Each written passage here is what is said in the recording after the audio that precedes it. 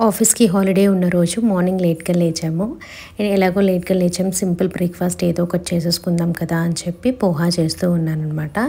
So, కరివేపాకు చక్కగా ఇలా స్టోర్ చేసుకుంటే ఎక్కువ రోజులు ఉంటుంది. ఏదైనా గ్లాస్ కంటైనర్‌లో కానీ, కింద పైన టిష్యూ వేసుకొని పెట్టుకుంటే ఎక్కువ రోజులు ఉంటుందనమాట. అలాగే పోహా కూడా చక్కగా అటుకులు అవన్నీ కూడా కడిగేసి ఒక గిన్నెలో అయితే పెట్టాను.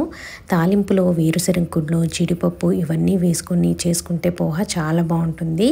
అండ్ కరివేపాకు కూడా ఎక్కువ వేయండి, ఫ్లేవర్ బాగా వస్తుంది, బాగా అనిపిస్తుంది అనమాట టేస్ట్.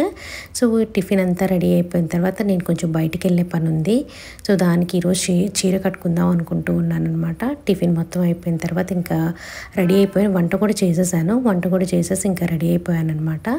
అండ్ బయటికి వెళ్ళి వచ్చిన తర్వాత ఇంకా బియ్యం అయితే ఒక్కటి పెట్టలేదు, ఆ బియ్యం కూడా కడిగేసి ఇంకా అందరం కలిసి లంచ్ చేసేసాము. ఈరోజు లంచ్లో ఏం చేశానో చూడండి, పప్పు, ఆలు, అప్పడాలు.